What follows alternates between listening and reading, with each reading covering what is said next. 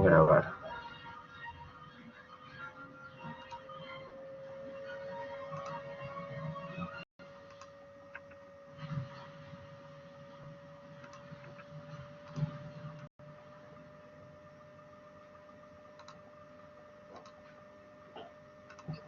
¿Se ve bien ahí? Hoy vamos a hacer el tema de laboratorio en reumatología. Vamos a hablar especialmente de los principales exámenes de laboratorio.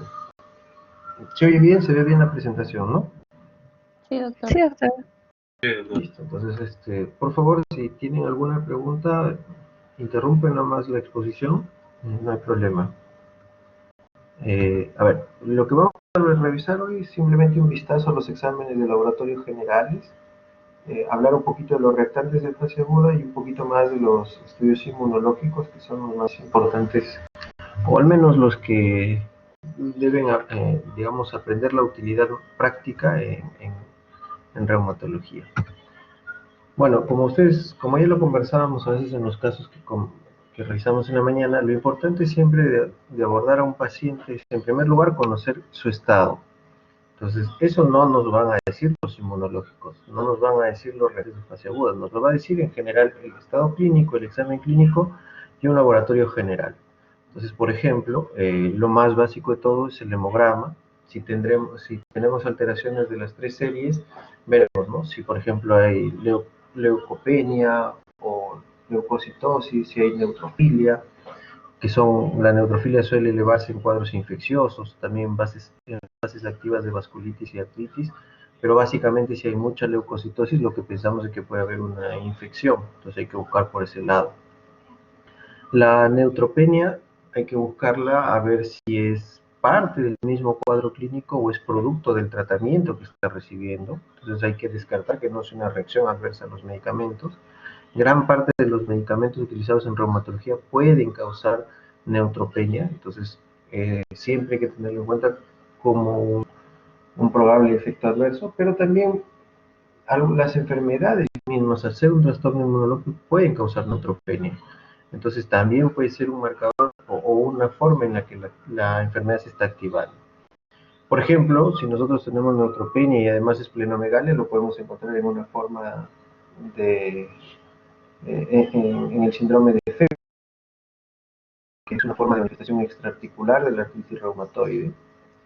En el caso de las linfocitosis, hay que pensar en que puede estar cursando con una infección viral, hay que tenerlo también como parte de un diagnóstico diferencial.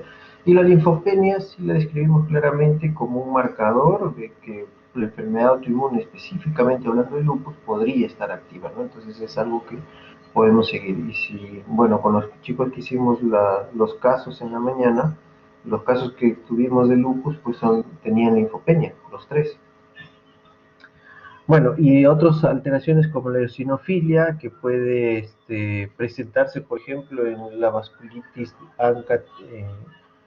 la antes llamada vasculitis de Churg-Strauss, ahora el nombre correcto es granulomatosis con poliangitis eosinofílica, EGPA son sus siglas en inglés. También nos debe hacer llevar a pensar en infecciones parasitarias, y la eosinofilia responde muy rápido a corticoides. Entonces, si por ejemplo nosotros tenemos un cuadro de asma con eosinofilia, sospechamos de EGPA y luego le damos corticoides, rápidamente va a desaparecer esa eosinofilia. Entonces esos son datos que hay que tener en cuenta, ¿ya? Las plaquetas también nos sirven. La trombocitosis es como una especie de reactante de fase agudo, digamos, se puede elevar en los cuadros inflamatorios. Y la trombocitopenia, bueno, siempre hay que descartar que no sea por una actividad, sobre todo en los casos de lupus, ¿no? Más raro que sea por medicamentos, pero también hay trombocitopenias asociadas a algunos fármacos. Y en cuanto a los glóbulos rojos, básicamente evaluar la anemia, y ahí sí viene a evaluar la causa, ¿no? Si es por la misma enfermedad crónica, si es por pérdida, si es por una anemia hemolítica, o si es por deficiencia de algún compuesto, hierro, vitamina B12, que también se asocian a estos cuadros de enfermedad crónica. Otros estudios que nos van a ser de utilidad son, por ejemplo, los de función hepática. Conocer cómo está la albúmina, es importante saber el estado nutricional, y la albúmina es un buen indicador.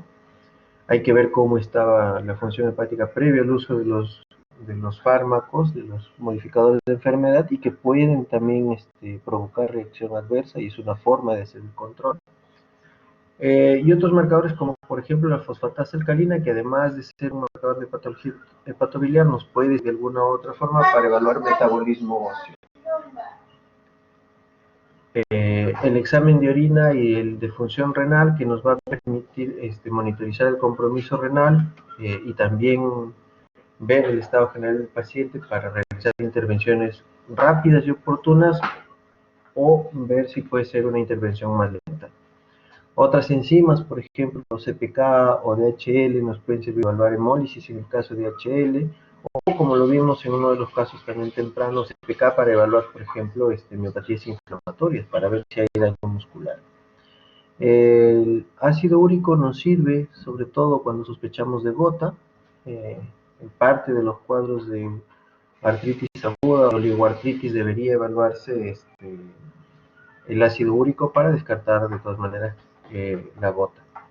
El calcio y la vitamina D también son exámenes necesarios que hay que evaluar en pacientes con enfermedades crónicas, en pacientes con osteoporosis, por ejemplo, que son parte del estudio de metabolismo. Entonces, como pueden ver, en reumatología es muy útil todo el examen que se puede utilizar porque no solo evaluamos si tiene o no tiene la enfermedad, hay que evaluar el grado de compromiso que le está dando esta enfermedad al paciente, qué tan severo puede ser el compromiso de un órgano. Entonces, es un estudio multisistémico. Entonces, el laboratorio en general, en todas sus formas, nos va a ayudar. Ahora, cuando hablamos específicamente ya de definir si un proceso es inflamatorio o no, porque siempre es la cuestión es ver, ¿es este un proceso inflamatorio o no? Entonces, los reactantes de fase aguda nos ayudan. Los reactantes de fase aguda son un reflejo de inflamación que viene a ser, digamos, la traducción de todo este estado de liberación de citocinas. Y principalmente tenemos dos, ¿no? La velocidad de sedimentación globular, que no es un reactante en sí, sino es un fenómeno que mide, que se altera por la inflamación, pero lamentablemente también puede alterarse por otros factores. Por ejemplo, si uno tiene anemia, va a elevar la velocidad de sedimentación globular. Si uno tiene hipoaluminemia, también se puede elevar la velocidad de sedimentación globular. Entonces es un factor más inespecífico. En cambio, la PCR, la proteína C reactiva, sí es un marcador, sí es una proteína específica y que se eleva en los procesos de inflamación. Entonces, juega un rol fisiopatológico al ser parte de las proteínas que hacen reconocimiento de sustratos biológicos y mediar el proceso de activación del complemento. Pero lo único que nos dicen estos marcadores es que hay inflamación, no nos sirven para el diagnóstico diferencial. O sea, yo no puedo decir, no, mira, con esta PCR esto debe ser infección, o con esta PCR es más de artritis que de lupus. No, no hay forma. O sea, nos dice simplemente hay inflamación y nada más. Sí nos sirven, por ejemplo, cuando ya tenemos el diagnóstico de una enfermedad para hacer seguimiento, ¿no? Por ejemplo, en artritis reumatoide, también en polimialgia reumática o en arteritis de células gigantes y otros tipos de vasculitis, sí nos sirve para hacer el diagnóstico o para ir siguiendo, ¿no? Si la PCR, la BCG va cayendo, quiere decir que estamos controlando el proceso inflamatorio. Si de pronto vemos al paciente con algunas molestias y empezamos a ver aumento de la BCG a PCR, bueno, pues probablemente la enfermedad se ha reactivado, entonces hay que volver a tratar con, digamos, con un poco más de visibilidad. Entonces, sí nos puede guiar en el tratamiento, en el seguimiento de estos pacientes, pero no en todas las patologías, en algunas sí. Básicamente, siempre hay que recordar que podemos hacer una evaluación individualizada del paciente. Por ejemplo, si yo tengo un paciente con, supongamos, una vasculitis, y en ese paciente en particular el comportamiento es que cada vez que se activa comienza a elevar BCG y PCR, bueno, para ese en particular nos va a ayudar mucho. Entonces, la evaluación individualizada siempre es útil, pero de forma general, por ejemplo, yo no puedo decir que utilizo la BCG y la PCR para evaluar siempre todas las vasculitis. No se puede.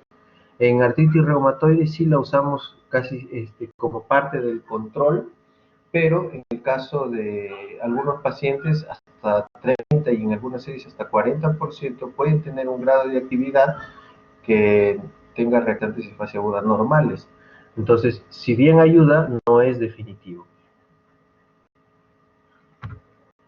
Bueno, este es un cuadro en el que, por ejemplo, podemos ver cómo van fluctuando los marcadores de fase aguda en el caso de un cuadro inflamatorio, sin definir exactamente, pero ahí se ve, ¿no? Uno de los principales y más rápido se eleva en los cuadros inflamatorios es la proteína C reactiva. Por eso su uso tan extenso, ¿no? Siempre usamos la PCR para ver marcadores inflamatorios, incluidas infecciones. Otra proteína que también ayuda mucho es el amiloide A sérico, pero bueno, el mensaje, el estudio es más costoso que el de la proteína C reactiva, entonces no resulta ser costo efectivo comparativamente. Y también es muy inespecífico. Otros reactantes que nos pueden servir y que, bueno, más rutinariamente se utilizan, pues son, por ejemplo, el fibrinógeno. El fibrinógeno también es útil.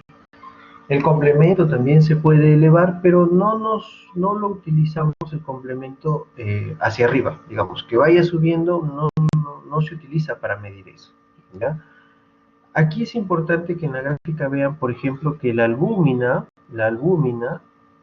actúa a la inversa de los reactantes de fase aguda. Entonces, siempre en procesos inflamatorios crónicos hay una especie de hipercatabolismo. Entonces, siempre disminuye la albúmina y eso es esperable en los primeros días del proceso inflamatorio. Si esto es más crónico, bueno, también se puede prolongar y esa es la razón de por qué algunos pacientes tienden a hacer hipoalbuminemias también. Y bueno, quizás ustedes, bueno, ustedes no han visto definitivamente, pero por ejemplo sí se ve en algunos pacientes hospitalizados en la última temporada por COVID, por ejemplo, cómo la albúmina bajaba drásticamente en los primeros días de hospitalización, y es porque hay un estado hiperinflamatorio también. Entonces, estos son más o menos los reactantes de fase aguda que están descritos, son un montón, pero les he resaltado lo que más utilizamos en la práctica clínica, ¿no? En la proteína C reactiva, el fibrinógeno también puede utilizarse. No está la velocidad de sedimentación, porque una vez más, la velocidad de sedimentación globular no es un reactante de fase aguda, es un fenómeno que mide la producción de reactantes de fase aguda, la agregación a nivel de los glóbulos rojos, producto de la síntesis de marcadores inflamatorios y reactantes de fase aguda. El sistema de complemento también es importante, pero como digo, nos interesa más cuando va a la baja, como lo voy a explicar a continuación.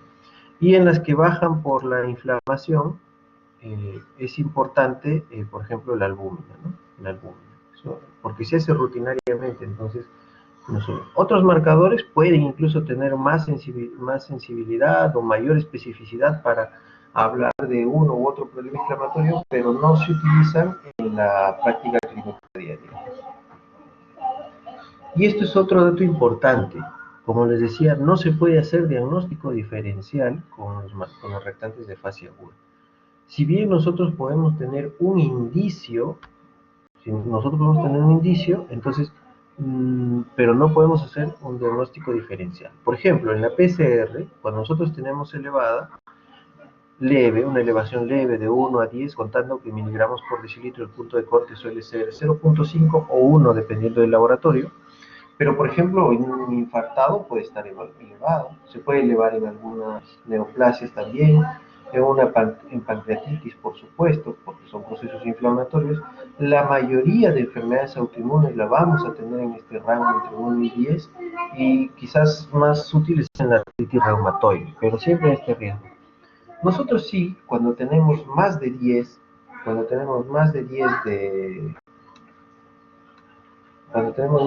de proteína C reactiva, siempre pensamos que podría haber una infección, porque así lo dicen la mayoría de las veces. Las infecciones dan PCRs más elevadas, pero no es una norma. O sea, nosotros podemos tener una enfermedad autoinmune con PCR más de 10, sí.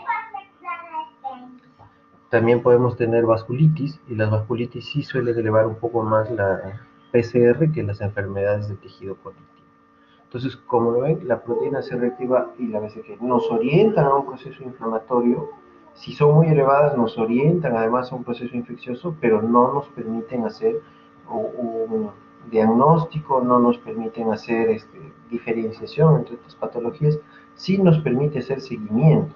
Si yo tengo un reactante de fase aguda hoy en 10 y con tratamiento en 3, 4 días lo tengo en 6, quiere decir que hay cierta respuesta en disminuir la inflamación.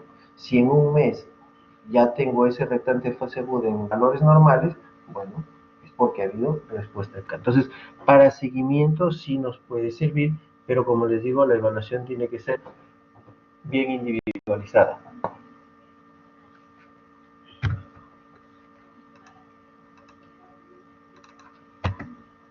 En cuanto al complemento, también son reactantes de fase aguda.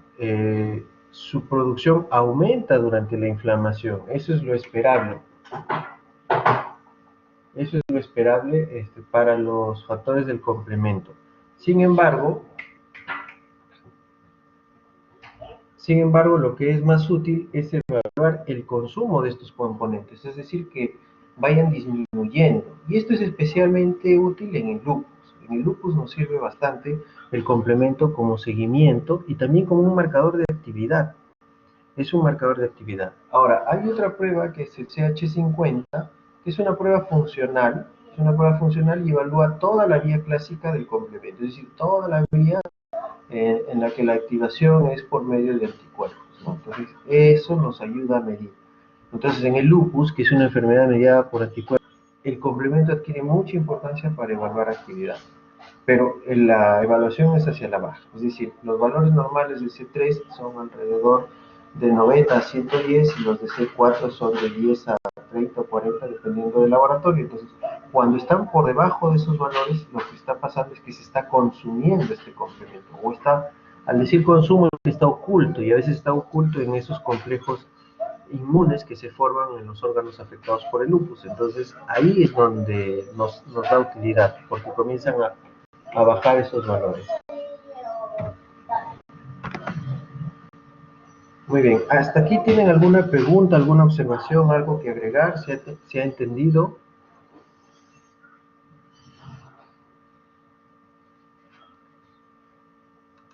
Todo claro, doctor.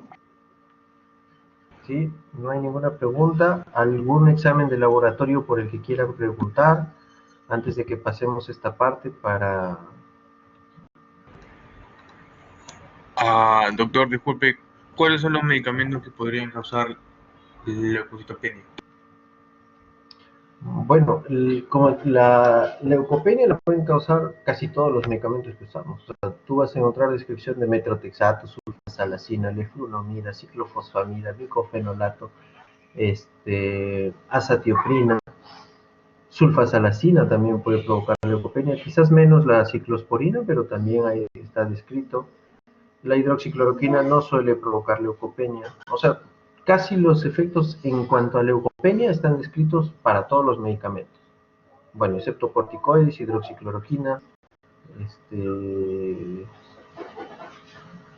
creo que solo esos dos realmente.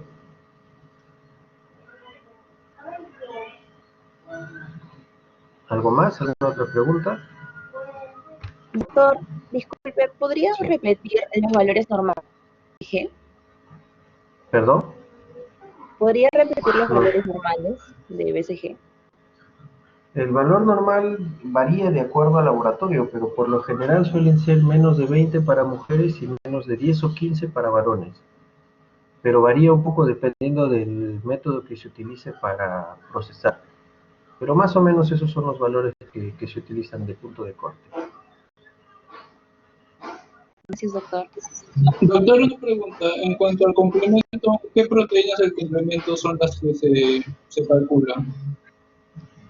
Medimos C3 y C4, que son los más comúnmente utilizados. También se puede medir C1,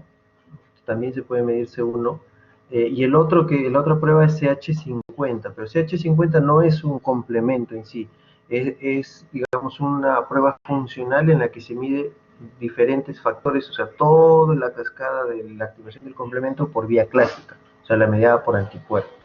Es una prueba un poco más compleja, no la hacemos, por ejemplo, en el hospital, no se hace, sí se puede pedir de forma particular, pero a veces resulta costosa y realmente el mayor uso que le podamos dar no es ya superior al uso del C3 y C4. Con el C3 y C4 se puede hablar bastante en la medición del consumo del complemento, que eso es lo que medimos básicamente, consumo o hipoproducción del complemento.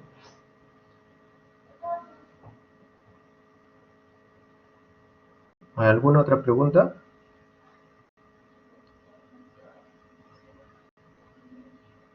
¿No? Bueno, entonces seguimos. Ahora vamos a hablar, si alguien va a preguntar. Doctor, una pregunta. Sí, dime. Es que yo leí sobre el anticoagulante lúpico, aparece en el síndrome antifosfolipídico, pero ¿será que también se puede presentar en lupus eritematoso sistémico? Sí, luego voy a hablar de los marcadores antifosfolipídicos. Ahorita vamos por partecitas. Al final hablamos un poquito de los antifosfolipídicos. Está bien.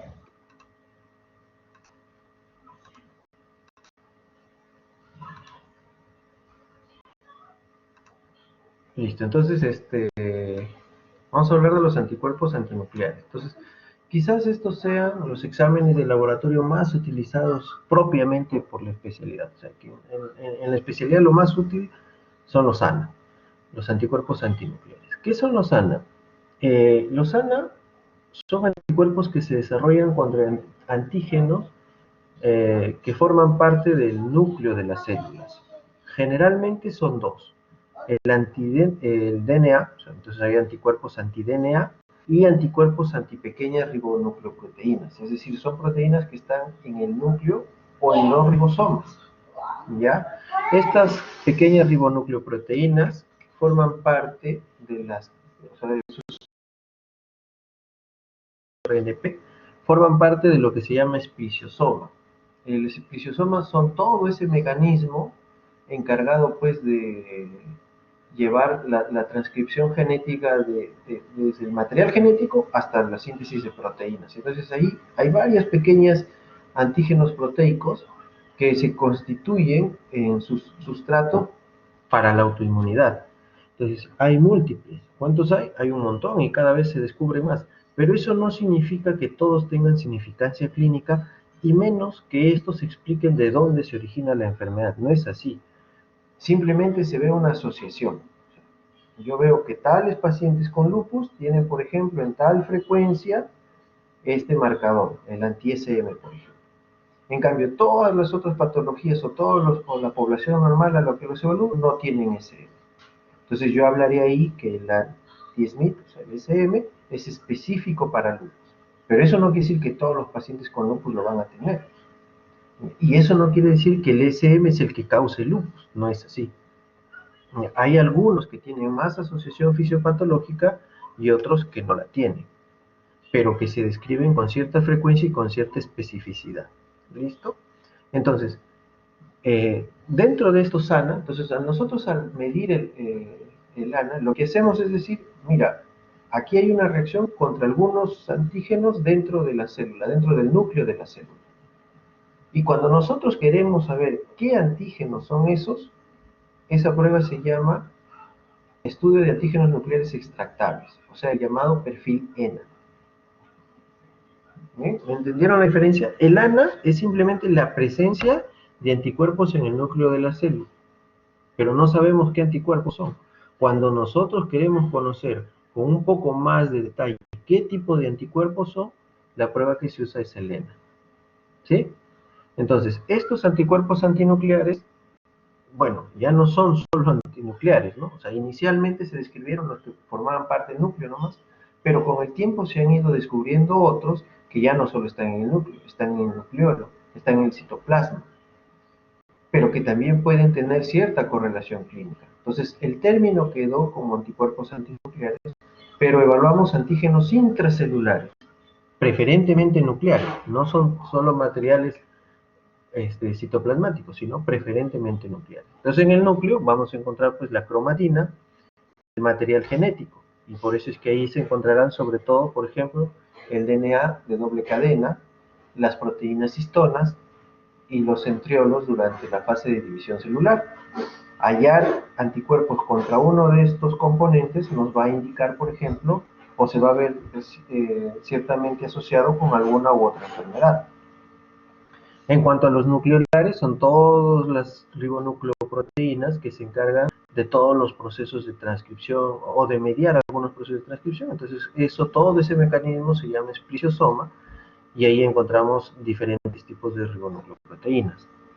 Y los citoplasmáticos, bueno, ya son algunas ribonucleoproteínas, pero a nivel del citoplasma, fuera del núcleo. Entonces, si nosotros nos quedamos pensando que antinucleares son todos los que están dentro del núcleo, entonces vamos a obviar a los citoplasmáticos, pero se ha visto que algunos citoplasmáticos son importantes para definir, a veces hasta pronósticos.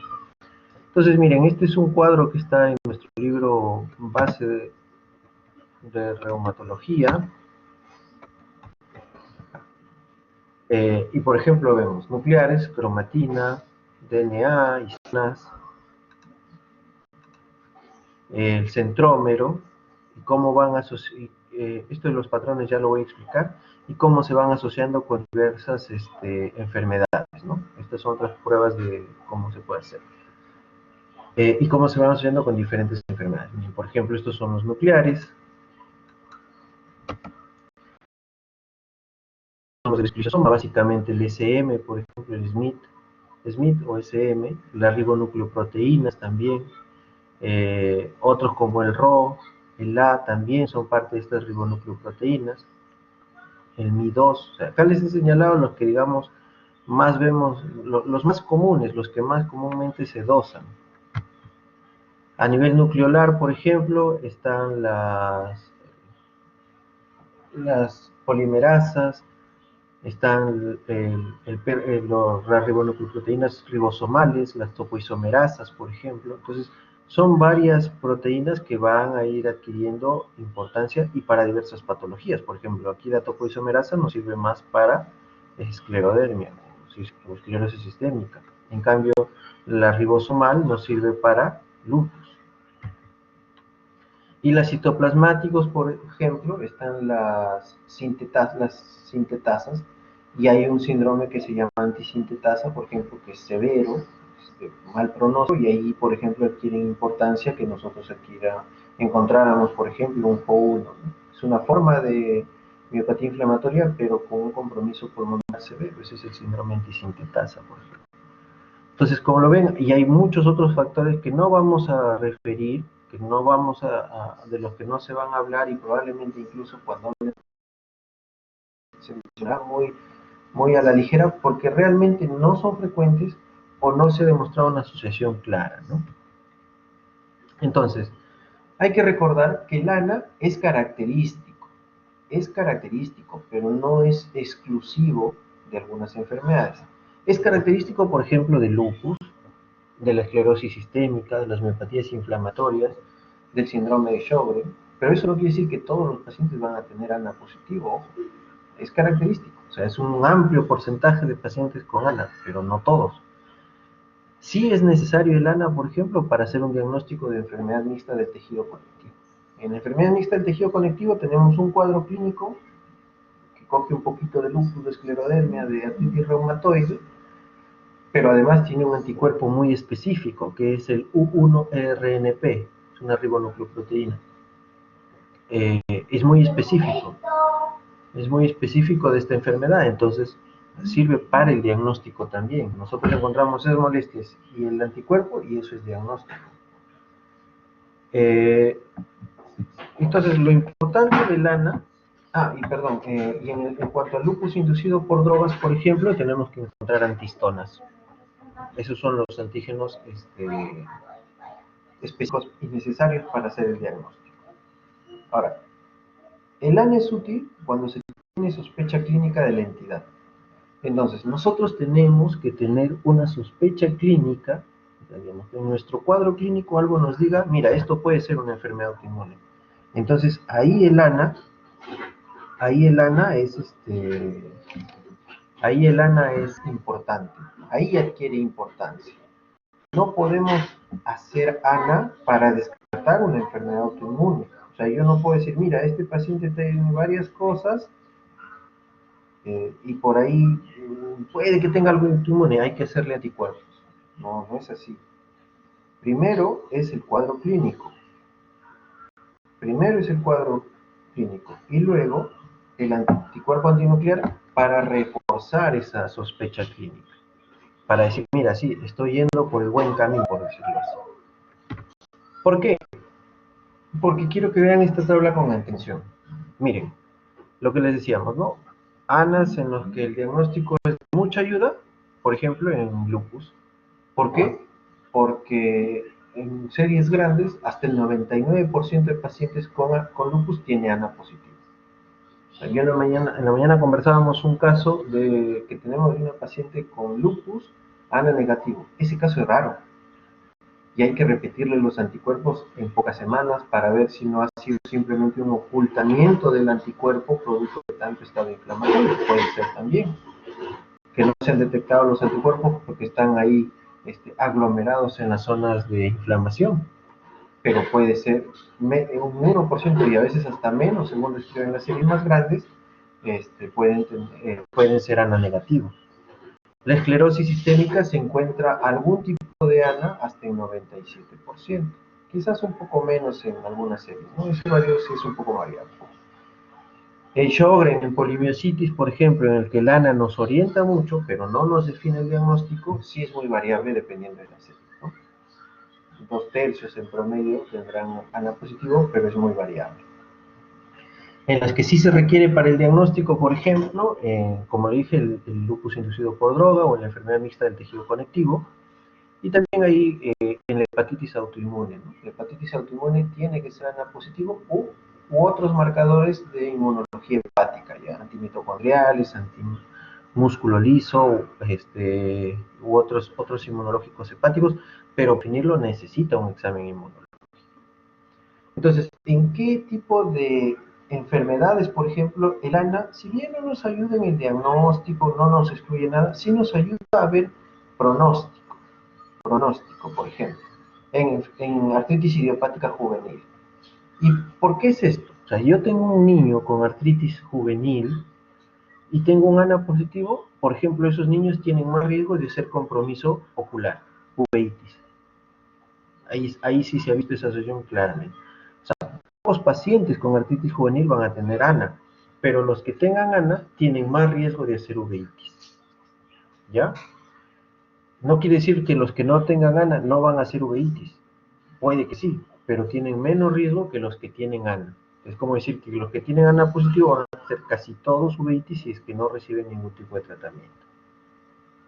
En el caso del síndrome antifosfolipídico, por ejemplo, si yo tengo un paciente con síndrome antifosfolipídico y ANA positivo, ese paciente probablemente vaya a hacer algún compromiso sistémico más adelante, tarde o temprano. Entonces hay que observarlo con más cuidado, porque no solo va a ser trombos y ya nada más, ¿no? Puede hacer compromisos inflamatorios.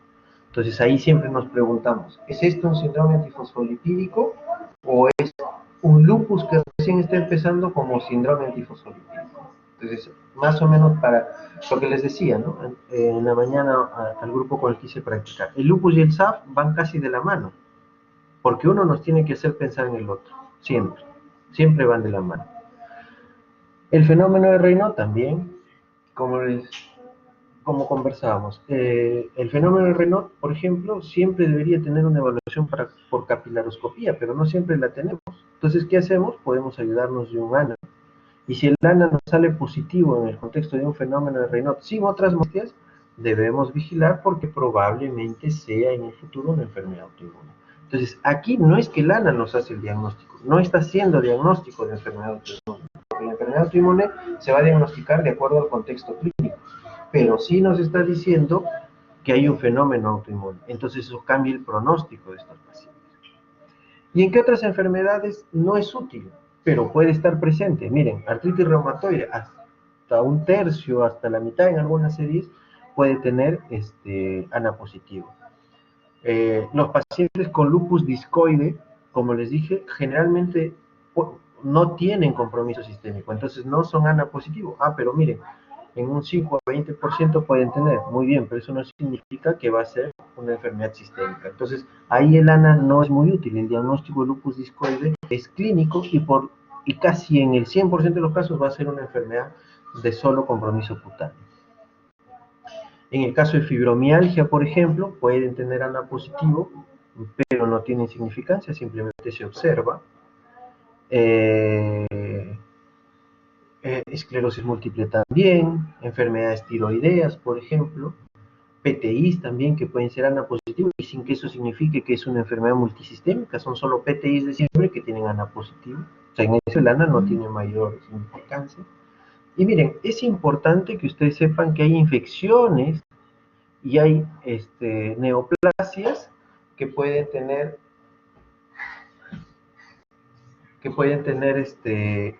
resultados de ANA positivo.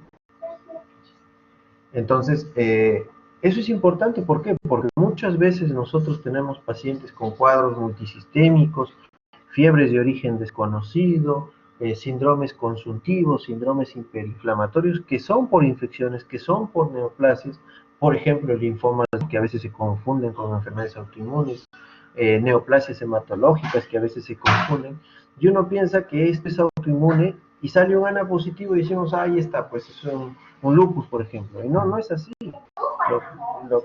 Lo que pasa es que las infecciones, especialmente las infecciones crónicas, las neoplasias, sobre todo las neoplasias hematológicas y del sistema retículo endotelial, pueden provocar o pueden acompañarse de ANAs positivos y a veces incluso en títulos altos. Y miren la última cosa, aquí. Personas normales pueden tener ANA positivo en títulos bajos. Por ejemplo, esto se ha demostrado porque se han hecho series grandes en algunas cohortes militares en Estados Unidos, por ejemplo, y se encontró que hasta el 20-30% pueden tener ANA en título de 1.40, 10 al 12% en títulos de 1.80, pero ya por encima de 1 sobre 160, 5% o incluso menos de población. Entonces, el título que a nosotros nos debe llamar la atención es 1 en 160. 1 en 160 es el título de significancia clínica de los anticuerpos antinucleares. Pero ojo, siempre de nuevo, en el contexto clínico apropiado, siempre en el contexto de sospechar una enfermedad autoinmune. Esto es más o menos para que vean la sensibilidad, o sea, la presencia del anticuerpo en algunas enfermedades. En lupus, como le dije, la gran mayoría de pacientes con lupus va a tener ANA positivo. Es raro encontrar un paciente con ANA negativo. Y en el otro caso, ya en los otros casos es variable, ¿no? Importante, por ejemplo, en la enfermedad mixta del tejido conectivo, que como les dije, necesita el anticuerpo para hacerse el diagnóstico. Así de simple. Entonces, todos los pacientes que se diagnostican como enfermedad mixta del tejido conectivo tienen que tener el U1-RNP u otro tipo de polimerasa, pero sobre todo el U1. Y en el caso de los lupus inducidos por drogas, o sea que son cuadros clínicos de lupus, pero después de haber usado algún medicamento. En este caso, el 90% van a tener ANA positivo y principalmente antihistonas. ¿Listo? Ahora, otros exámenes autoinmunes que pueden estar presentes en otras patologías, no de la especialidad, no reumatológicas, pero que son autoinmunes, por ejemplo, hasta en 40-50% de los casos, ¿no? Entonces, por ejemplo, ahora vamos a describir cuáles son los principales ENAs o ya los extractables. O sea, ya vimos que el ANA podemos encontrarlo en varias patologías, ¿no? Ahora veamos cuáles de esos, una vez que ya se han extraído, los extractables, digamos, los diferenciados, podemos encontrar en una u otra patología. Por ejemplo, en lupus tenemos el anti-DNA. Y el anti-DNA corresponde o nos da a entender que este paciente podría ser un compromiso renal y es un marcador de actividad. Es decir, si el anti-DNA disminuye, quiere decir que estoy controlando la enfermedad. Si el anti-DNA empieza a subir, quiere decir que el paciente se me puede activar. Entonces es un marcador de actividad. Este sí, es el único anticuerpo que tiene la función de evaluar actividad de enfermedad. El único. ¿Ya? El anti-P ribosomal nos sirve, por ejemplo, para lupus nefriátrico. También es un marcador de enfermedad renal, pero no lo hacemos de forma rutinaria. En el hospital no se hace, se puede hacer sí de forma particular, pero no es indispensable para hacerlo. Pero sí podría ser bastante útil si a veces hay dudas diagnósticas, por ejemplo, ¿qué es esto? ¿Un lupus neuropsiquiátrico o es una enfermedad neurológica primaria, autoinmune? Entonces, de repente hay un antiperribosomal, nos dice, ah, no, mira, esto es un lupus. Ojo, cuídalo, trátale el compromiso neuropsiquiátrico, pero vigílalo porque puede hacerte compromiso renal. No ahorita, pero en el seguimiento sí, entonces hay que vigilar también eso. En el caso de pacientes con lupus que tengan anti-RO, anti-LA, ojo, el RO y LA se escribe más en pero no son exclusivos. Pacientes con lupus pueden tener anti-RO, anti-LA. ¿Qué nos indica eso? Riesgo de lupus neonatal. O sea, una mujer que tiene lupus con anti-RO positivo y queda embarazada, se tiene que vigilar el niño porque hay riesgo de lupus neonatal. Y ese lupus neonatal afecta las células del niño y puede provocar bloqueos y en grados severos bloqueo completo, auriculoventricular completo. Entonces hay que vigilar ahí. Probablemente no hagan la enfermedad y la gran mayoría no lo va a hacer, pero hay que vigilar. Porque pues, son complicaciones potencialmente limitadas, o sea, son importantes esas complicaciones. Ahora, en cuanto al lupus cutáneo, o sea, parte de lupus, sobre todo compromiso cutáneo, pueden tener RO y LA también. El anti-Smith es un anticuerpo específico de lupus. O sea, yo encuentro anti-Smith, digo, en un contexto clínico adecuado, este es lupus. Y no necesariamente va a correlacionar con que sea un lupus renal, hematológico, neurológico, no. Puede ser, no correlaciona con alguna manifestación. Simplemente nos dice, este es el lupus. Ese es el anti-Smith. Entonces ahí más o menos, aquí está la prevalencia, esto lo dejo para que ustedes después lo revisen, más o menos los porcentajes en los que se encuentren. Mira, DNA, entre 2/3 aproximadamente de pacientes con lupus van a tener DNA, anti-DNA y sobre todo compromiso renal. Y la actividad, renal y actividad. Bueno, en el caso de los lupus inducidos por drogas, también las histonas, ¿no? Encontramos las histonas. Ahora, el anti-SM es bien específico de lupus, sí, pero miren, solo 20 a 30%. O sea, estamos hablando de que 1/4 de los pacientes con lupus van a tener SM. Ahí es específico, son 75% de los pacientes no lo van a tener, entonces es un amplio porcentaje que no van a tener. ROILA para lupus cutáneo y neonatal, pero miren, no es específico. En cambio, el P-ribosomal sí es específico y nos ayuda mucho al diagnóstico de lupus neuropsiquiátrico, pero solo 10-20% de los pacientes. O sea, son específicos, pero muy poco probables de encontrar. En otras enfermedades autoinmunes, por ejemplo, neurosis sistémicas, sí tenemos el anticentrómero, que es dirigido contra la estructura del cinetocoro, es el anticentrómero, en la forma limitada, Y generalmente la forma limitada es lo que nosotros conocemos como síndrome CREST.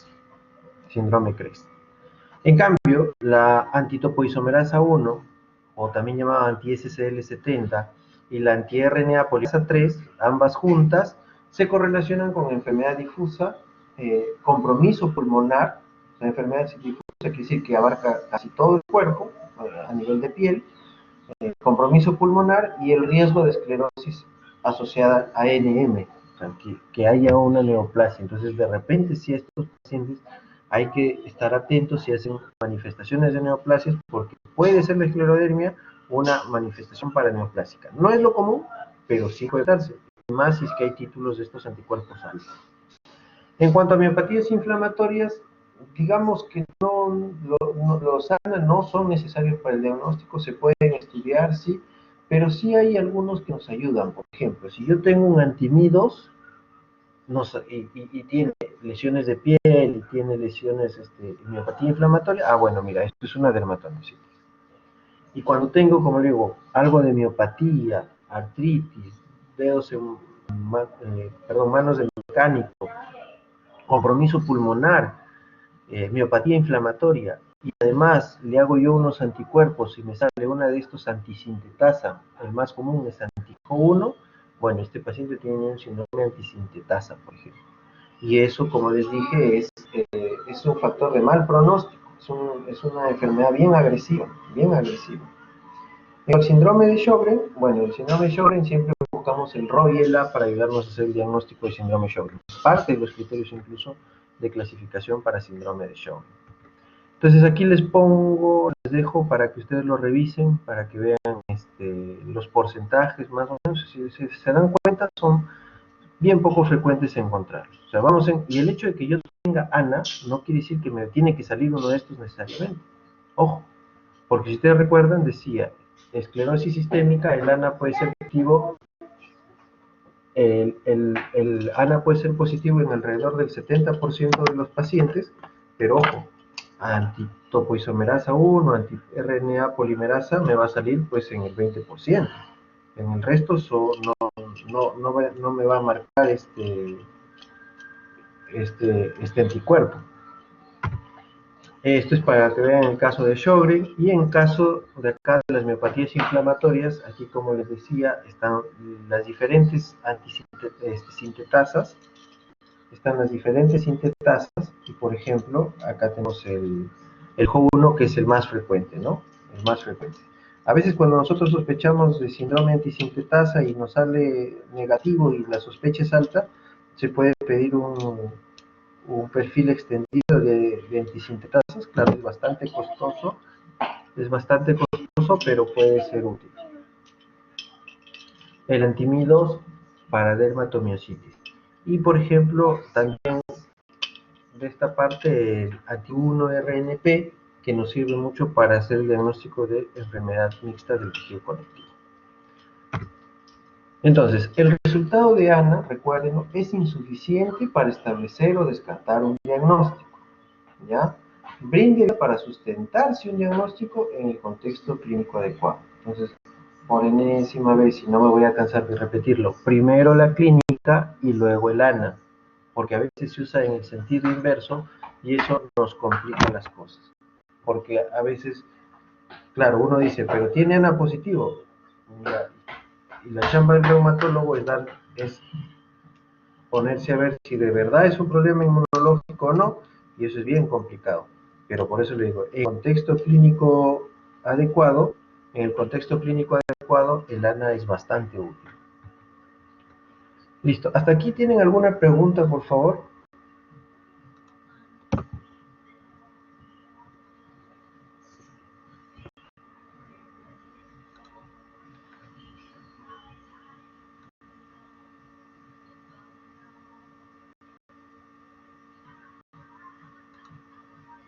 Chicos, ¿alguna pregunta?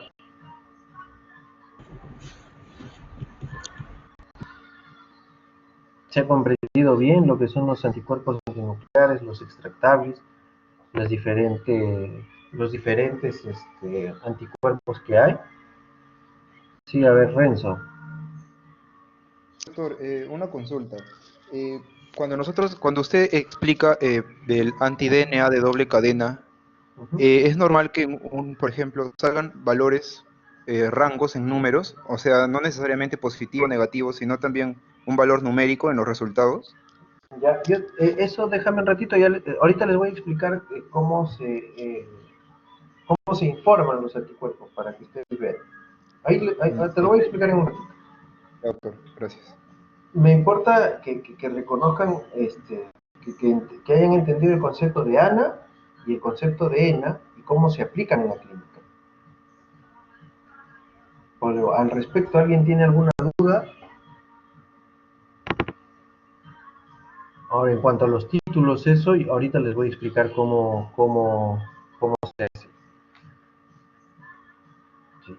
A ver, si tienen alguna pregunta, la van listando, denme por favor 2 minutitos. Ahorita continuamos con la exposición.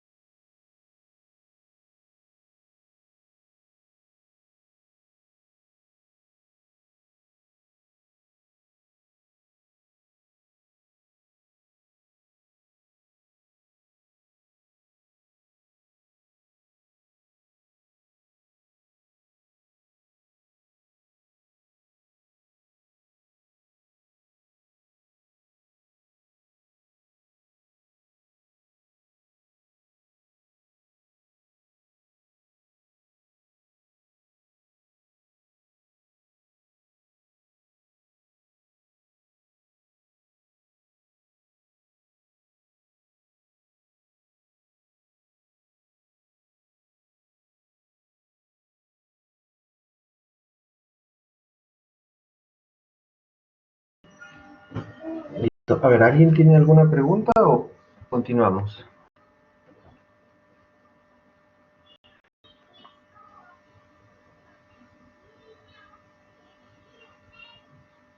Nadie. Continuamos entonces, ¿no?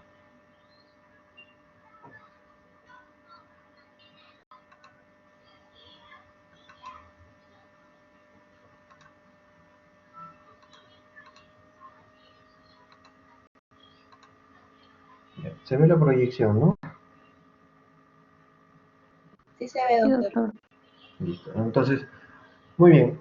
Entonces, ¿cómo hacemos la detección de estos anticuerpos antinucleares? Entonces, la prueba de gol estándar es la inmunofluorescencia indirecta. O sea, en la inmunofluorescencia indirecta más o menos es parecido a la que vimos en la biopsia, ¿no? O sea, se marca un antígeno que o sea, se coloca el antígeno marcado con una sustancia fluorescente y que se activa a la reacción con el anticuerpo, ¿no? O sea, el suero de los pacientes que tienen los anticuerpos se hace reaccionar contra un sustrato que contiene los antígenos marcados, ¿ya? Entonces, ¿qué sustrato se utiliza? Las células HEP2. Las células HEP2 son células de carcinoma laringio humano. ¿Que por qué se seleccionan estas células? Porque estas células tienen alta mitosis. Al estar en alta mitosis, ¿qué quiere decir eso? Exponen durante la mitosis todos los compuestos intranucleares y por eso es fácil que los anticuerpos puedan entrar ahí y actuar. Entonces, por eso es que se utilizan estas células. Hay otros test, por ejemplo, con hígado de rata, que también tienen células, pero no son tan buenos, digamos. El que tiene mejor sensibilidad son el test de inmunofluorescencia indirecta en células HEP2, ¿ya? Ahora, cuando uno hace una tinción de inmunofluorescencia, la lectura de esta tinción tiene que hacerla un ojo entrenado, porque si un ojo entrenado puede detectar cambios mínimos que, por ejemplo, yo, que no tengo experiencia para ver eso, puedo no detectar. Entonces yo puedo declarar uno negativo cuando en realidad es un positivo, por ejemplo.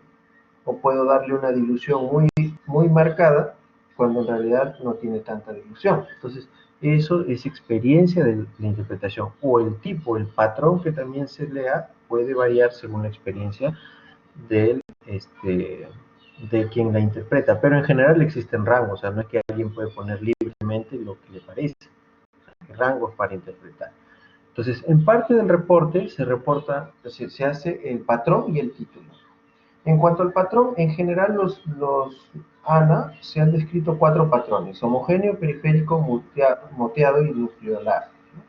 Esos son los 4 patrones que realmente se describen para el ANA. El título de screening es 1 sobre 80, es decir, si yo le hago a un paciente una prueba de ANA, yo le aplico una dilución para 1 sobre 80. Si me sale positivo, yo sigo haciendo diluciones hasta llegar al título que alcanza. 1 sobre 80, 1 sobre 160, 1 sobre 320, 1 sobre 640, así potencias de 2. Entonces, pero si me sale menos de 1 sobre 80, yo ya no hago dilución. ¿Por qué? Porque eso quiere decir que es negativo, no es un título representativo. Ahora, títulos positivos se consideran desde 1 sobre 160. 1 sobre 160 se considera un ANA positivo. Está en controversia si deberíamos considerar 1 sobre 80. En algunos consensos actuales se piensa que 1 sobre 80 podría ser una mejor alternativa para captar más pacientes con enfermedades autoinmunes, pero incluso ese título se presta a mucha confusión. Para efectos prácticos, en la práctica clínica utilizamos como positivo un título 1 sobre 160. Ahora, una vez ANA me ha salido positivo, y si el contexto clínico lo amerita, yo voy a hacer una búsqueda antígeno específica, o sea, un perfil ENA. Y eso se hace a través de una prueba que es ELISA. Ahora, ¿existen pruebas ELISA para ANA? Sí, existen pruebas ELISA para ANA, pero no son tan... lo mejor es la inmunofluorescencia indirecta. Entonces, estos son los patrones. Este es el consenso brasileño de este último año, en los que de nuevo de nuevo se han establecido los diferentes patrones, cómo se debería describir, ¿no? Entonces, por ejemplo, lo anaranjado es lo mínimo que un centro de referencia debería ser. Describir ANA negativo, el ANA nuclear, y si es nuclear, por ejemplo, si es homogéneo, si es moteado, si es centrómero, si es de puntos nucleares o si es nucleolar. Eso es lo que debería reportar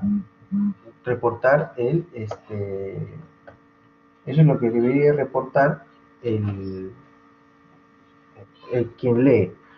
Y acá en el moteado siempre se debe reportar el moteado fino. ¿Por qué? Porque el moteado fino es un patrón no patológico. Es un patrón no patológico. Entonces, si yo digo ANA, patrón moteado, pienso que, bueno, tienes un ANA positivo. Pero si es moteado fino, eso no se correlaciona con patología. Por eso es que siempre se debe reportar.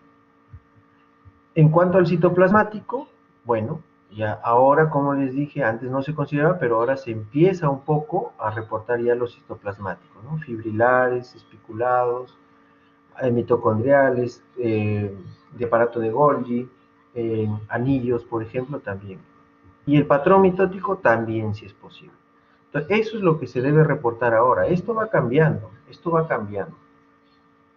Y ya, bueno, por ejemplo, si alguien ya es un trome en leer esto, ya pues va a diferir los diferentes tipos que hay en cada tipo. Pero esto generalmente es automatizado, ¿eh? No es que alguien tenga un super ojo, o sea, esto ya es automatizado. Hay software especiales para la lectura de estos patrones. Entonces, así es más o menos como debería reportarse un reporte completo de un resultado de ANA. Por ejemplo, patrón nuclear, o sea, nuclear, si ustedes ven, esta es la célula, este sombreado de aquí afuera es el citoplasma y está brillando bien claro el núcleo.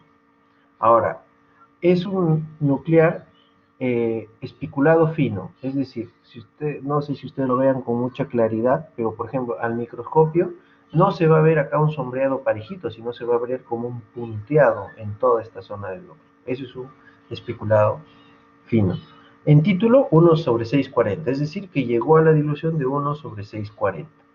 El núcleo es positivo, no se ven nucleolos, no se ve citoplasma, no se ve aparato mitótico, o sea, se están descartando otros, y tampoco se ve la metafase, ¿no? Que eso es para algunos casos muy, muy especiales. Entonces, esa es una forma en la que se reporta el anticuerpo antinuclear. Viene el patrón y viene el título. En cambio, el ENA viene así.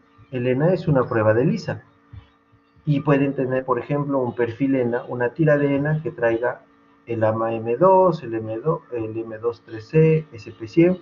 Pueden tener otra que traiga el RO, el A, el SM, el SCL70, o pueden tener otra que traiga el Mi2, el pulsar. O pueden hacer varias, todas si quieren, porque son diferentes tiras. Entonces, esto es bien costoso hacer todo, ¿no? Entonces, por ejemplo, en el Hospital Rebagliati, ¿nosotros qué tenemos?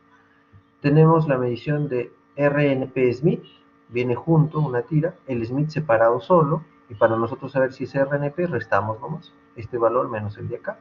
Pero tenemos RNP-SMIT, SMIT, RO, LA, este es el LA, SCL70 y JO1. 6 tenemos. Este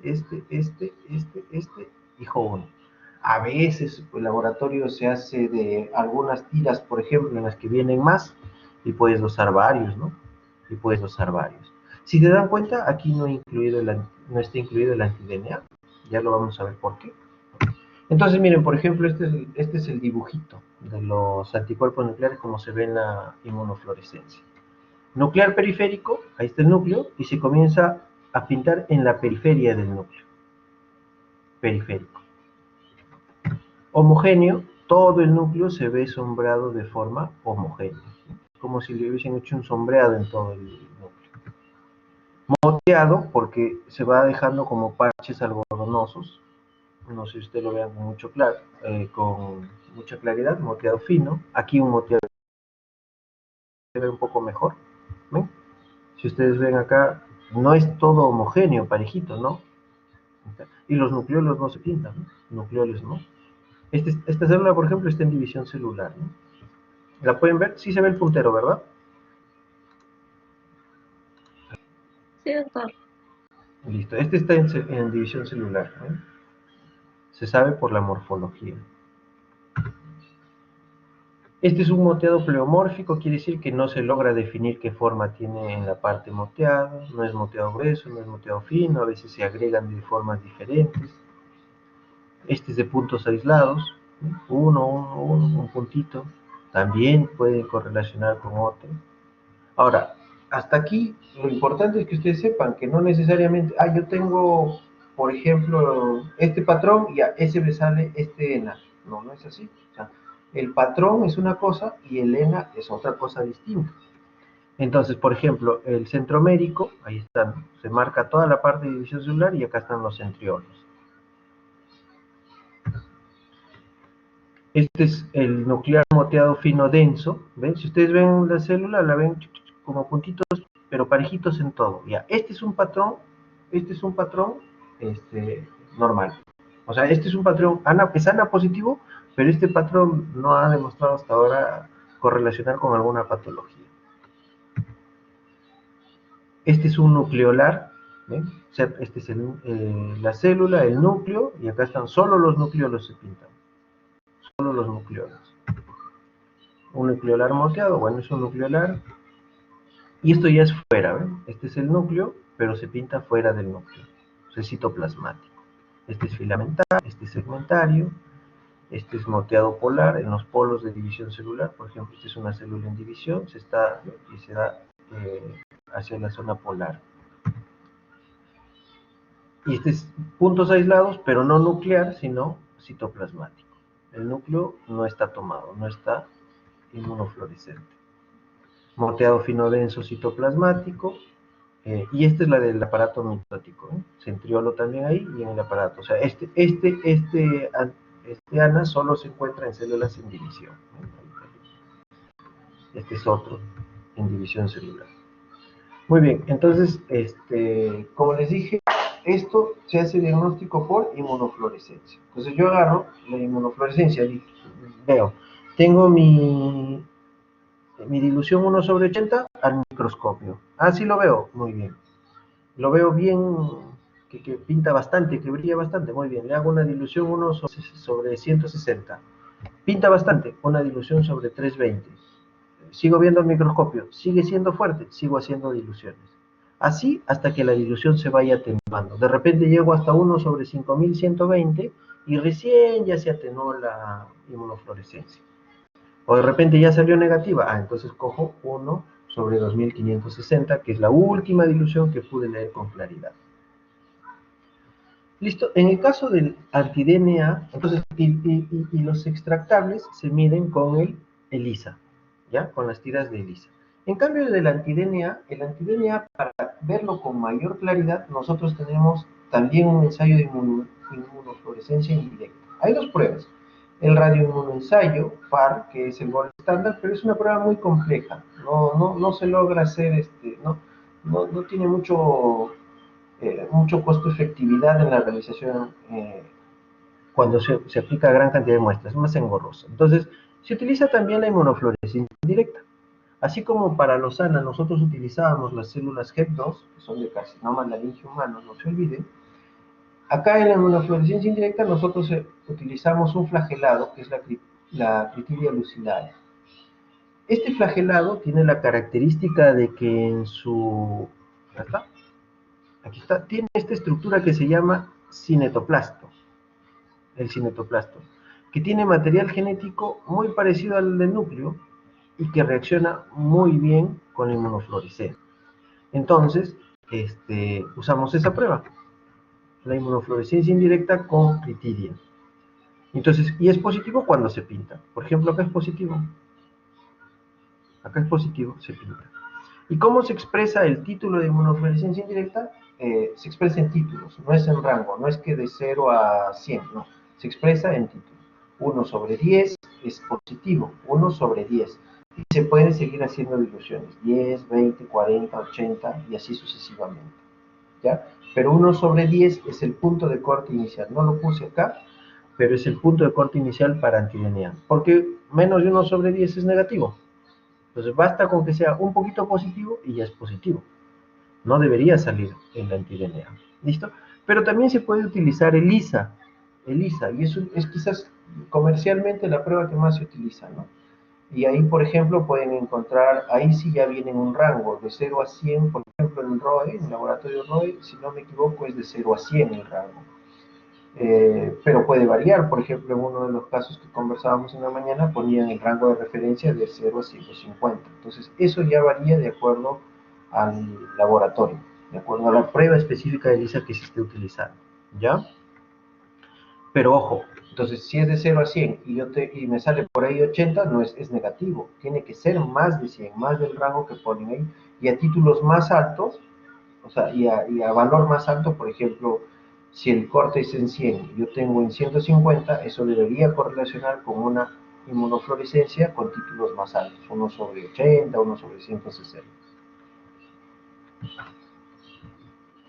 Listo, entonces hasta aquí tienen alguna pregunta porque eso es lo que les tenía que explicar en cuanto a ANAS, ENAS y anti-DNA, ¿no? Ahora, ojo que el anti-DNA aquí es el doble catenario, ¿ya? No es el de cadena simple, es el de doble cadena, porque el de cadena simple sí es frecuente encontrarlo, pero no marca patología. El que correlaciona es el anti-DNA nativo, intacto, que no se ha roto, que es el de doble cadena, ¿ya? Bien, hasta aquí tienen alguna pregunta, por favor.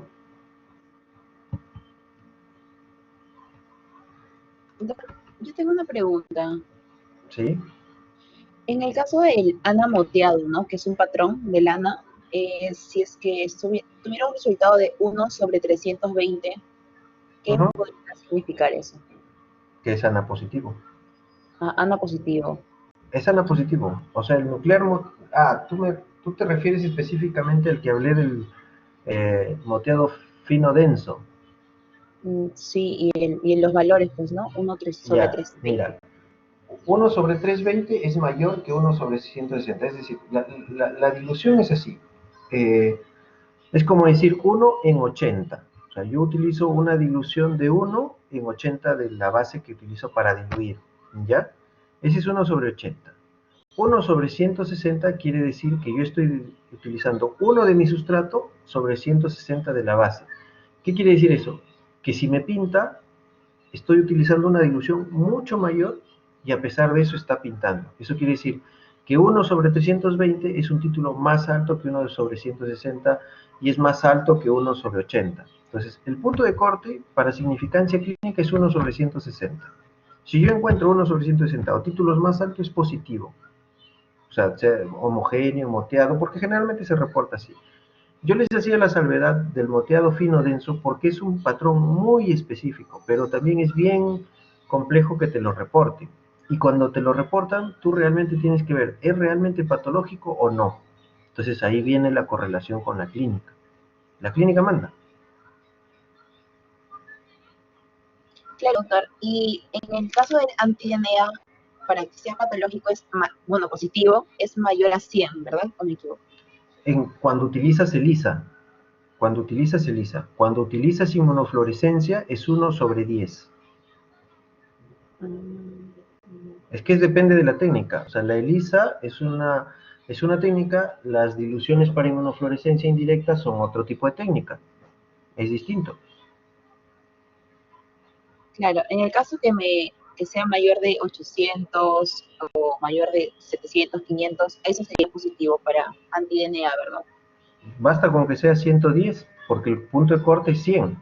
Si tiene 110, ya es positivo. En el caso de que estés utilizando ELISA. De nuevo, cuando ustedes lean una prueba, tienen que ir a ver qué método se utilizó. Ojo.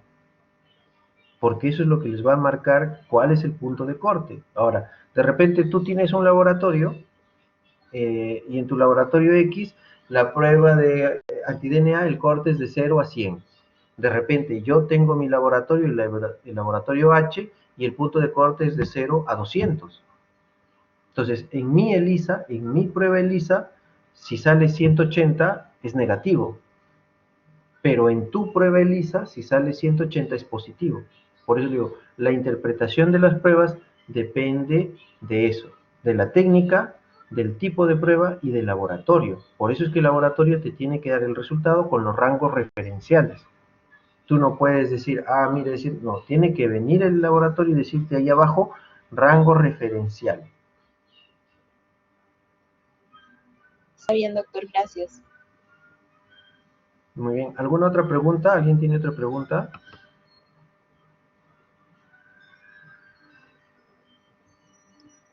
Doctor, buenas tardes. Soy el alumno Jean-Pierre. Disculpe, al momento de la clase no pude conectarme. Ya, no hay problema. Muy bien. ¿Alguien tiene alguna otra pregunta? No, seguimos entonces.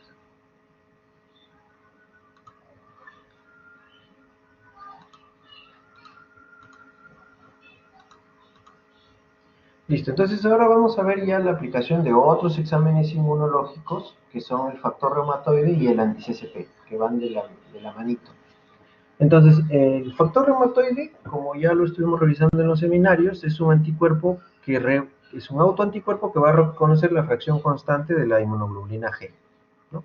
En general, las pruebas van a detectar los factores reumatoides que son inmunoglobulina M, pero también hay inmunoglobulina G e inmunoglobulina A.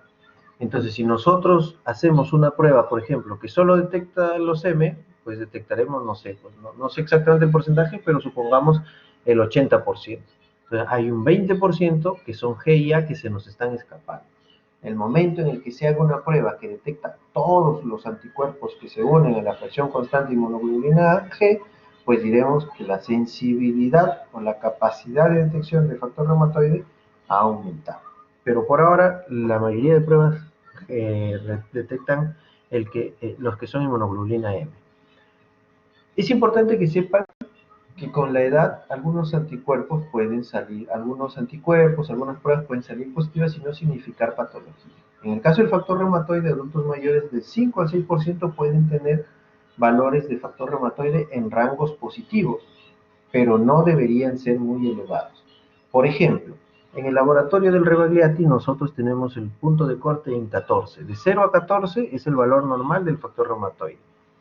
Pero si, por ejemplo, un adulto de 75 años, sin cuadro clínico, sin nada, tiene un valor en 18, bueno, no implica que vaya a tener artritis o que vaya a ser artritis ni nada. Es normal. Es esperable en ese paciente. Pero si, por ejemplo, tiene un valor de 50, no. Ese es un título alto, comparativo al punto de corte. Hay que observarlo. De repente sí va a ser artritis o puede ser manifestación de algún otro problema. Entonces, siempre la interpretación en el contexto clínico, pero la significancia de las pruebas hay que conocerlas en función de la edad también de los pacientes. Entonces, ¿el factor reumatoide es específico de AR? No, se puede encontrar en otras patologías. Por ejemplo, el síndrome de Sjögren también pueden hacer factor reumatoide positivo y a veces en títulos altos, ¿no? Lupus, por ejemplo, crioglobulinemia, que es una forma de vasculitis que se asocia a hepatitis B y C, también una de las formas de diagnosticarlo es porque se eleva notoriamente el factor reumatoide. ¿Por qué? Porque las crioglobulinas son sobre todo anticuerpos inmunoglobulina M. Entonces, a títulos mayores, la especificidad por artritis reumatoide es más alta. Entonces, lo que les decía. Punto de corte es 14. Si yo tengo un factor reumatoide de 100, bueno, en el contexto de una artritis, oye, mira, esto es mucho más específico de artritis. Y a títulos altos también se correlacionan con una enfermedad más severa. Y como les dije, en artritis reumatoide, la severidad de la enfermedad se mide por el grado de provocar erosiones, o sea, es más erosiva. Puede estar también presente algunos años antes de la aparición de la artritis reumatoide y se ha descrito que hasta 5 años, a veces hasta algunas series hasta 7 años. O sea, yo tengo un factor reumatoide ahorita de 28, por ejemplo, y me siguen, y en 3 o 4 años recién empiezo a hacer el cuadro de artritis reumatoide, por ejemplo. Entonces, se ha visto que también en esos pacientes. Ahora, si yo ahorita, por ejemplo, no tengo artritis, pero tengo un factor de reumatoide de 100, hay que prestar atención porque probablemente en los siguientes meses también pueda ser una enfermedad reumatoide. ¿Qué técnica se utiliza para medir el factor reumatoide se utiliza la nefelometría, que es una prueba por radiolucencia. No viene al caso ahorita discutir mucho la forma en la que se hace, pero es la técnica que se utiliza en el hospital y es la que tiene mejor desempeño para la detección de factor reumatoide. La más común es el látex, la prueba de látex, es la que van a ver, pero generalmente esta de látex es cualitativa nada más, te sale positivo o negativo, y a veces sí los títulos son importantes. Aquí, por ejemplo, quiero que se fijen en esta parte de lo del factor reumatoide, no tanto de los otros, sino del factor reumatoide, por ejemplo. Pacientes con resultado positivo para artritis reumatoide, 80 de 100, o sea, 80%. Pero miren, prevalencia en pacientes normales, 2%.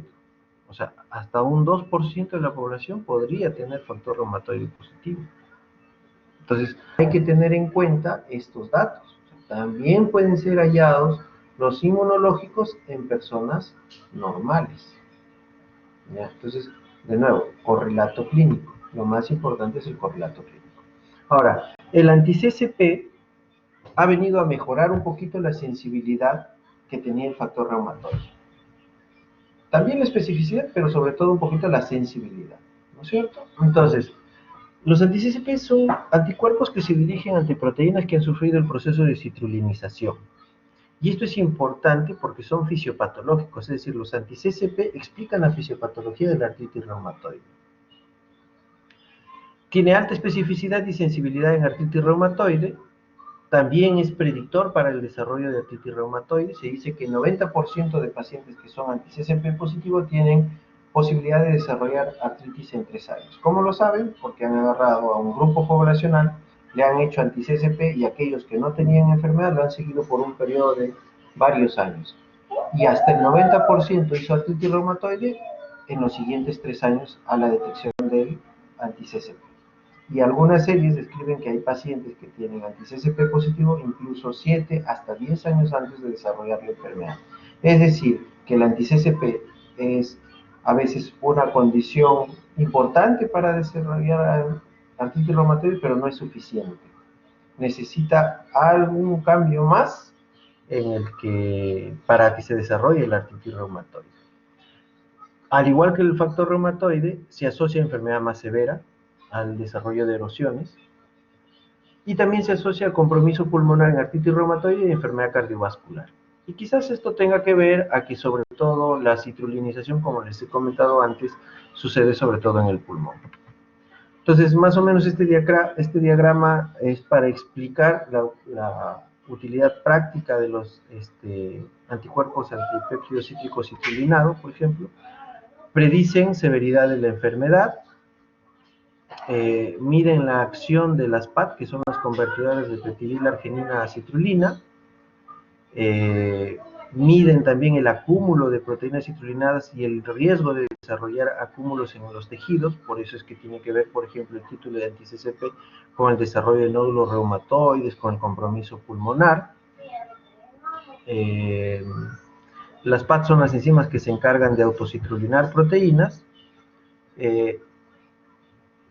Y bueno, esto también habla de que las PAT son los polimorfismos de las PAT los que correlacionan con los anti-CCP. Y aquí hay un sustento fisiopatológico porque, como lo hemos conversado antes, el anti-CCP correlaciona también con la presencia de epítope compartido, que es el marcador genético con mayor especificidad para artritis reumatoide. Y esto es más o menos la comparación de la probabilidad post-test. Cuando ustedes tienen una probabilidad pre-test y post-test, tienen que entender esa diferencia. ¿Por qué? La probabilidad pre-test es la sensibilidad y la especificidad. Es decir, yo te hago la prueba y veo qué posibilidad tienes de hacer enfermedad. En cambio, la posibilidad post-test, dada por el valor predictivo positivo y el valor predictivo negativo, nos da la idea de que si yo ya tengo el resultado de una prueba, ¿qué tanto puedo tener la enfermedad? Entonces, por ejemplo, un valor predictivo positivo alto nos dice que si esa prueba es positiva, yo tengo alta probabilidad de que realmente tenga esa enfermedad.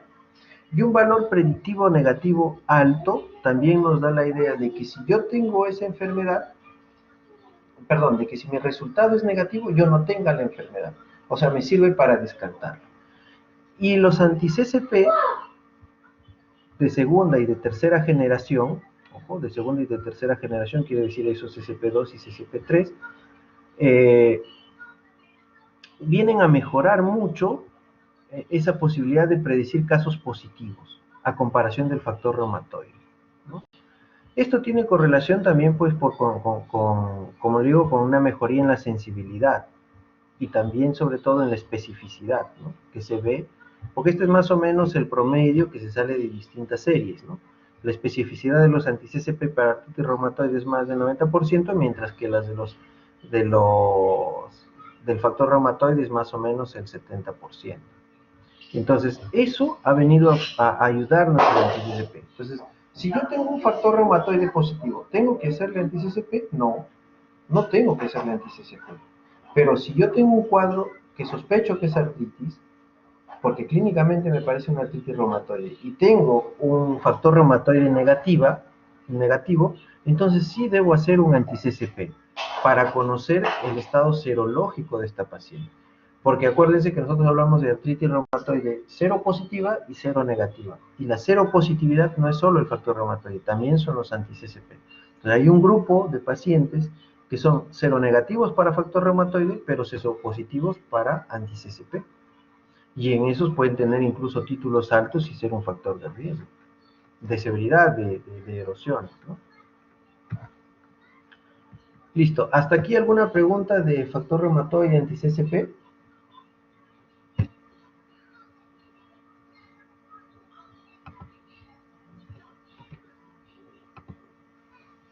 ¿Alguien tiene alguna pregunta?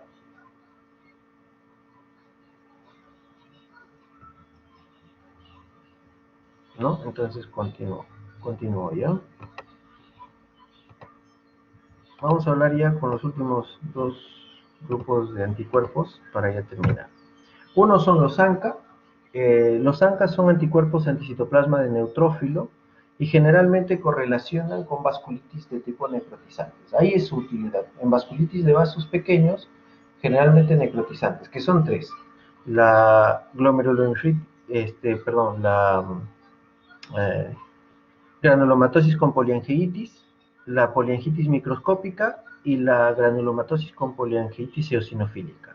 Esta es la que antes se llamaba granulomatosis de Wegener, esta se sigue llamando poliangitis microscópica, y esta EGPA es la que antes se llamaba síndrome de Churg-Strauss. Les cambiaron el nombre de Wegener y de Churg-Strauss porque, como habrán leído, eran nazis, entonces para no hacer esa correlación con los nazis es que se les cambió de nombre, y además es más adecuado, ¿no?, porque es una mejor descripción de la lesión histológica. Pero bueno, entonces tenemos dos tipos de anticuerpos ANCA, que son la mieloperoxidasa y la proteinasa 3, o sea, son los dos antígenos a los que se dirigen los ANCA. Ahora, nosotros tenemos dos formas de hacer la prueba ANCA. Una, que es mediante una inmunofluorescencia indirecta, similar a los que se utilizan para los ANA, sobre neutrófilos. Aquí se aplican sobre neutrófilos, marcados con mieloperoxidasa y PR3. Pero, ¿cuál es pero como les dije, los IFI, las inmunofluorescencias indirectas, nos dan patrones. Nos dan un patrón granular y perinuclear, pero no nos dicen si son PR3 o MPO, nos dicen el patrón. Para nosotros conocer si son PR3 o MPO, nosotros tenemos que hacer ELISA, porque en ELISA viene específicamente el antígeno. Entonces, hay un alto porcentaje de correlación entre uno y otro. O sea, por ejemplo, la proteinasa 3 suele dar un patrón granular, lo que se ha venido a llamar ANCA-C, ANCA citoplasmático, porque se pinta sobre todo el citoplasma. En cambio, la MPO suele dar un patrón perinuclear, lo que se llama ANCA-P, que viene a pintar alrededor del núcleo perinuclear. Entonces, ¿quiere decir que todos los PR3 son de patrón granular? No. ¿O que todos los de patrón perinuclear me van a dar mieloperoxidasa? No. Pero la gran mayoría sí van a tener esta correlación. ¿Listo? Entonces, Si por algún motivo, por ejemplo, yo le pido a un paciente que se haga una prueba ANCA por ELISA y me da MPO PR3, excelente, porque esa prueba yo la puedo utilizar, porque la diferencia entre MPO y PR3 tiene que ver también con el pronóstico, ahorita se los explico. Pero entonces yo ya sé, por el ELISA yo ya sé. Pero si por algún motivo el paciente no se hace una ELISA, si no se hace una inmunofluorescencia, porque fue a un laboratorio y ese laboratorio solo tenía inmunofluorescencia, no tenía ELISA, y se hace la prueba de inmunofluorescencia, que también es un poco más económica, bueno, nosotros podemos aplicar este patrón. O sea, vemos un patrón glandular, un ANCA-C, diremos, bueno, lo más probable es que sea PR3. Es un ANCA-P, lo más probable es que sea una amiloperoxidasa. ¿Ya? Hay una correlación estrecha, pero no es al 100%. Entonces, estos ANCA nos sirven a nosotros para hacer el diagnóstico de vasculitis ANCA asociada. Y también el uso para evaluar la actividad, la predicción de recaída o la remisión es aún controversial. O sea, no es una norma, por ejemplo, que yo como reumatólogo a mi paciente por ejemplo, con poliangitis microscópica, le haga ANCAs a cada rato para ver en qué momento empieza a subir el ANCA y eso significa que se activó. No, no es así. Puede ser que algún paciente tenga esa tendencia, y que porque yo le pedí a algunos laboratorios, vi que tenía esa tendencia y bueno, lo voy a aplicar en ese paciente de nuevo. Es un enfoque individualizado, pero no la norma. O sea, yo hice el diagnóstico porque le hice un ANCA. Muy bien, no tengo que andar haciéndole ANCA cada rato. ¿Ya? Ahora, ¿por qué es importante saber si es PR3 o MPO? Porque las PR3, las que tienen el marcador PR3, tienen más alta tasa de recidiva, o sea, de recurrencias. Quizás si yo tengo una MPO, pueden pretender controlarla mejor, pero la PR3 tiende a ser más recidivante. Bueno, y los ANCA pues miden son fisiopatológicos en el desarrollo de vasculitis, o sea, actúan directamente contra los neutrófilos y ahí es donde se favorecen el daño del endotelio vascular. Esto es para que lo revisen en su clase de vasculitis. Y esto es como se ve, por ejemplo, aquí está un patrón, este es el patrón de inmunofluorescencia, en el patrón de ELISA les van a dar un número. A ver, en nuestro hospital tenemos los dos. Le hacen primero una inmunofluorescencia y si la inmunofluorescencia sale positiva, le hacen el ELISA.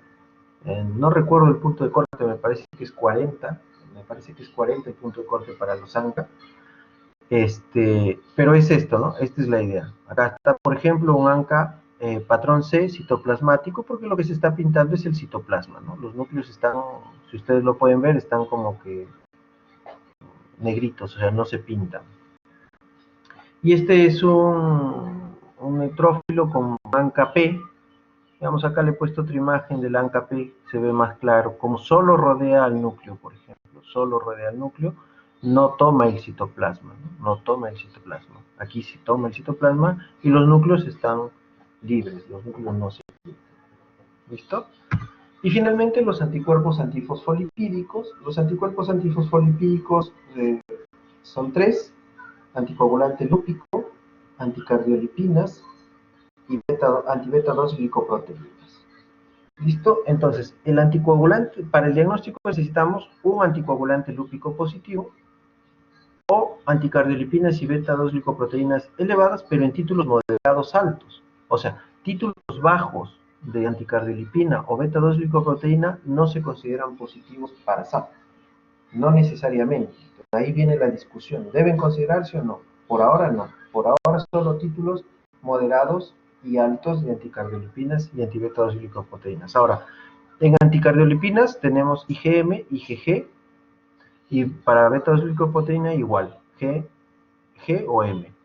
También hay inmunoglobulina A para ambos, pero todavía no está considerado dentro de los estándares diagnósticos.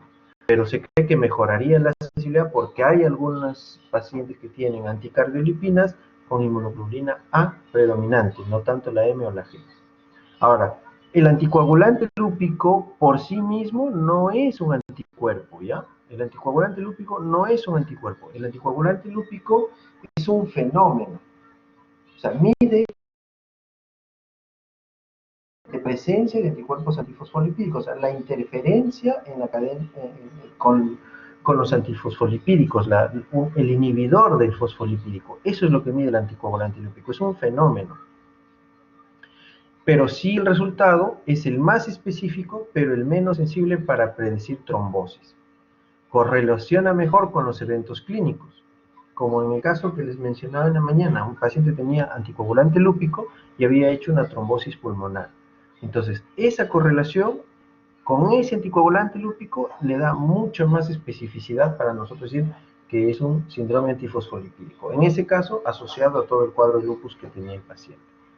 Ahora, es más fuerte predictor de complicaciones obstétricas que la anticardiolipina o que la anti-beta-2 glicoproteína. Entonces, el anticoagulante lúpico es más específico para los eventos trombóticos clínicos y para los eventos obstétricos, ¿ya? Y lo que hace es mostrar la presencia de un inhibidor y la dependencia de los fosfolípidos. O sea, no es un anticuerpo en sí, es el fenómeno, es un fenómeno que mide la presencia de anticuerpos antifosfolípidos, ¿ya? En cambio, la anticardiolipina y la beta-2 glicoproteína se miden por ELISA y son más sensibles para SAF. Son más sensibles, sobre todo la anticardiolipina es más sensible para SAF.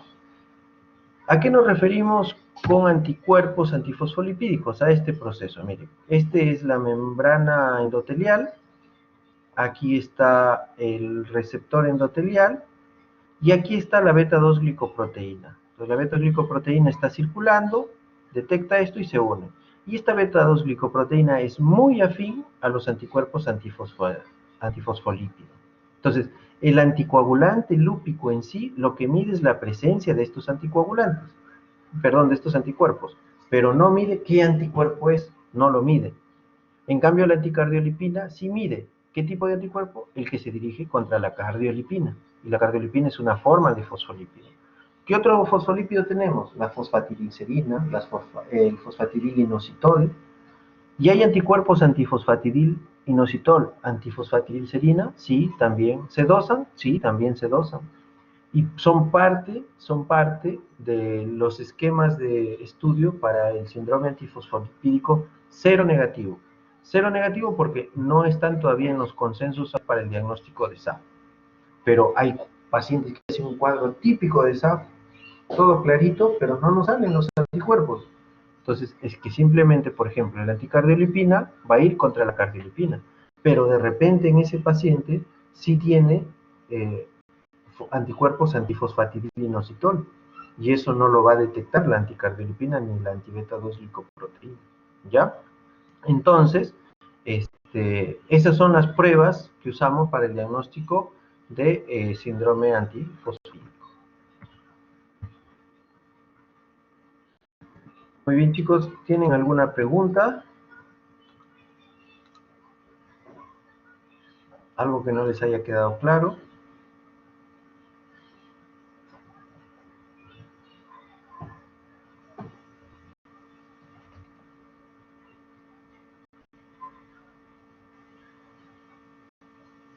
¿Todo bien? ¿Se ha entendido? Disculpe, ¿y cuánto es el punto de corte para el anti-CCP? También depende del laboratorio. Por ejemplo, en nuestro laboratorio es 14, la gran mayoría son 20, me parece. Pero depende de dónde te hagan la prueba. Entonces, de nuevo, cuando vas a pedir esas pruebas, tú tienes que ver el laboratorio. Pero en general es entre 14 y 20, dependiendo del laboratorio.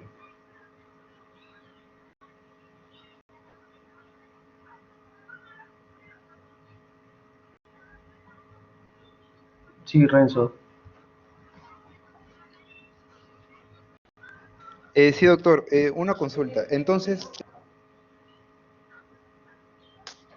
si por ejemplo hay una persona que puede tener en sus análisis que se les solicita auxiliares, por ejemplo, si presenta ANA con 1/320, por otro lado te puede presentar lo que es el factor reumatoide también con un valor de 100, y también el anti-DNA, si te pone, por ejemplo, mayor a 800, ¿no? Una cifra elevada, y el anti-CCP con 12,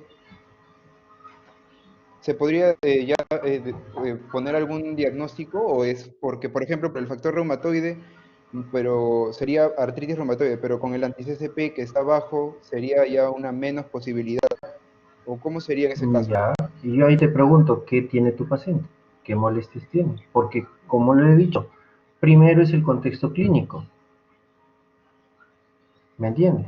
Porque puede ser un paciente que venga con una artritis típica de artritis reumatoide, ya muy bien, le encuentras erosiones, todo, pero te empieza a hacer proteinuria y todo lo demás, y le encuentras una biopsia renal típica de lupus.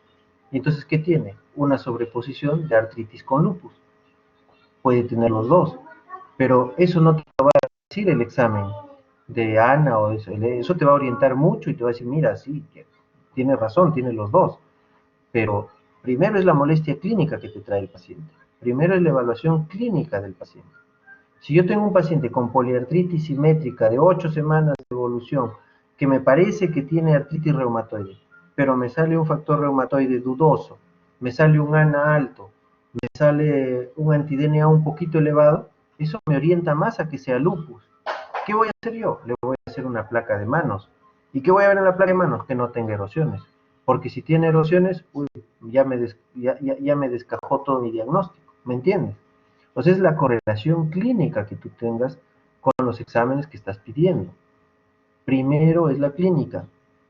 Primero la clínica. Y al hablar de primero clínica, es clínica, exámenes de laboratorio generales, exámenes de imágenes generales, porque con todo eso uno hace una unidad clínica más completa, y luego correlaciono con mis pruebas inmunológicas. Y voy diciendo, mira, sí, sí tiene sentido. ¿Por qué? Porque puede ser, sí, claro, o sea, tiene un cuadro típico de artritis reumatoide, pero tiene un poco de rash malaria y un poco de ANA positivo. Ah, voy a observar si hace manifestaciones de lupus. Y ese es el seguimiento. O sea, no tienes por qué apurarte en hacer un diagnóstico puntual en este momento. A veces hay que observar, porque a veces las enfermedades autoinmunes se desarrollan en el tiempo. Pero no tienes que encajar a un paciente solo porque tengas un anticuerpo. Eso sería actuar de acuerdo a la prueba de laboratorio. Y tú tienes que actuar de acuerdo al paciente, a la clínica del paciente. Ok, doctor, muchas gracias. Muy bien, ¿alguien tiene otra pregunta?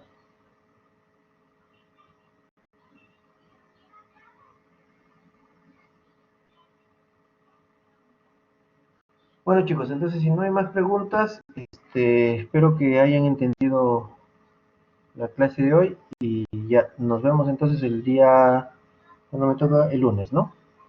El lunes vamos a hacer, vamos a recuperar el cursillo de manejo de artritis reumatoide, que ese fue el que no hicimos lunes por el caso clínico, lo vamos a desarrollar el lunes 5, ¿ya? Muy bien, entonces ya les mando luego la clase. Está bien, gracias, doctor. Listo, hasta luego. Gracias, doctor.